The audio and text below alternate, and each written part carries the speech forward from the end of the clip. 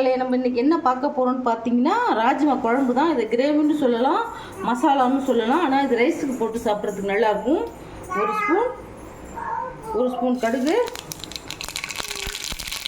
1/4 spoon வெந்தயம், 1/2 spoon ஜீரகம், ஒரு பச்சை மிளகாய், ஒரு கை வெங்காயம் போட்டு நல்லா பொன்னிறமாக வச்சுக்கணும்.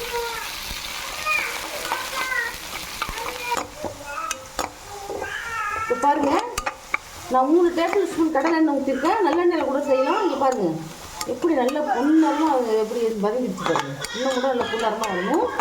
இந்த ஸ்டேஜில் ராஜ்மா நைட்டே ஊற வச்சு காலையில் 5 விசில் வச்சு எடுத்துட்டேன். அதுக்கு தேவையான 3 தக்காளி, ஒரு பெரிய சைஸ் வெங்காயம் வதக்கிட்டேன். 3 பெரிய சைஸ் தக்காளி போட்டு வதக்கிறேன். இதுக்கு தேவையான உப்பு போட்டுக்கலாம். அப்போ தான் சீக்கிரம் நல்லா வதங்கும்.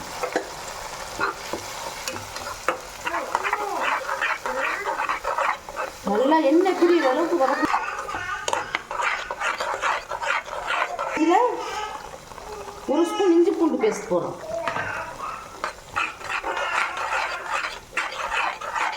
இது ரொம்ப சூப்பராக இருக்கும். இது வந்து ரெஸ்டாரண்ட் ஹோட்டல் அந்த ஸ்டைலில் உள்ள ராஜ்மா. இது 5 ஸ்டார் ஹோட்டல்லாம் உட்காந்துது சூப்பராக இருக்கும். அது என்னன்னே நம்ம கண்டுபிடிக்க முடியாது. நீங்களும் ட்ரை பண்ணி பாருங்கள். நம்ம செய்யறது பெருசில், நம்ம அந்த பொருள் போடுற மெத்தட் தான் ஒன்று பக்குவமாக போடணும். இந்த பக்குவம் பாருங்கள். நல்லா தக்காளி நல்லா மேஷ் ஆகிடுச்சு. எப்படி இருக்கு பாருங்கள், நல்லா வதங்கிடுச்சு. இந்த ஸ்டேஜ் அடுப்பை சிம்மில் போட்டுக்கலாம். இந்த குழம்புக்கு தேவையான 1 ஸ்பூன் சில்லி பவுடர், குழம்புக்கு தேவையான போட்டுக்குங்க. 1 ஸ்பூன் சில்லி பவுடர், 2 ஸ்பூன் தனியா பவுடர்,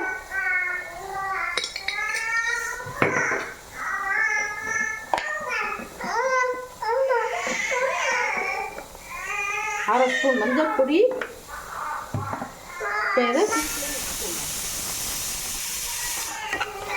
நல்லா வதக்கிங்க.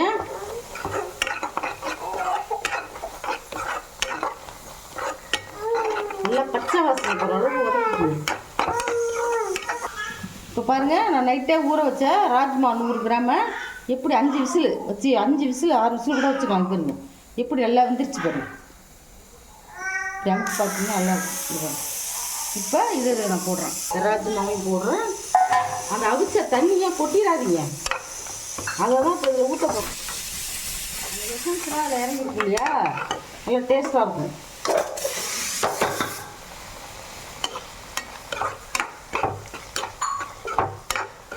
நல்லா வதக்கிக்கலாம்.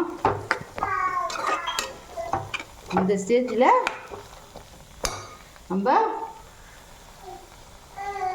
இங்கே பாருங்க,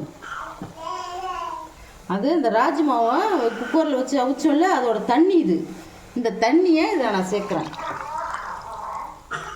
எல்லாத்தையும் சேர்க்குறேன்.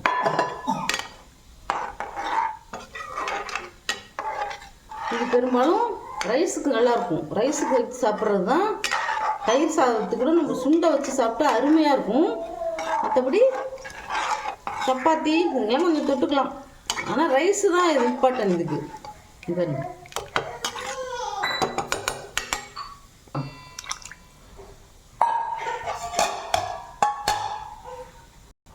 இப்போ பாருங்கள், இந்த ஸ்டேஜில் இதுக்கு வந்து தக்காளி வந்து அதிகமாக போடணும். தக்காளி தான் அதிகம், புளி மட்டும் திக்கா அந்த மாதிரி ஒரு 2 ஸ்பூன் ஊற்றிக்கோங்க.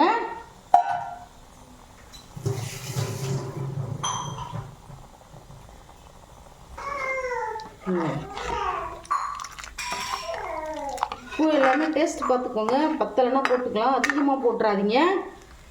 குழம்பு எப்படி இருக்கு பாருங்க.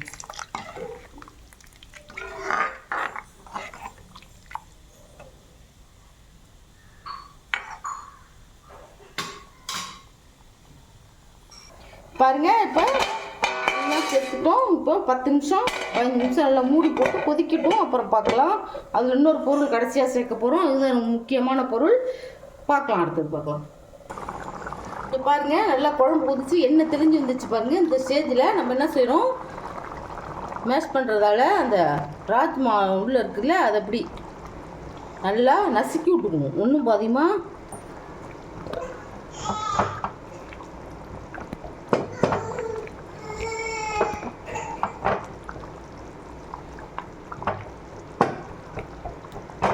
ரொம்ப டேஸ்ட்டாக இருக்கும். எல்லாம் திரண்டு நல்லா கொதி வந்துருச்சு பாருங்க.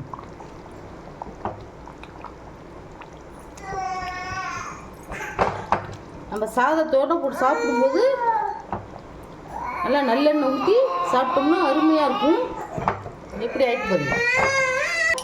பாருங்க, டீஸ்பூன் கரம் மசாலா போடுறோம். கரம் மசாலா போட்டு கொத்தமல்லி தழை போட்டு கலக்கி விட்றோம். இவர் எப்படி இருக்கு பாருங்க. இல்லை ஒன்றும் பாதியமாக உடஞ்சிருக்கு பாருங்க ராஜ்மா. இப்போ அடுப்பு ஆஃப் பண்ணிடலாம்.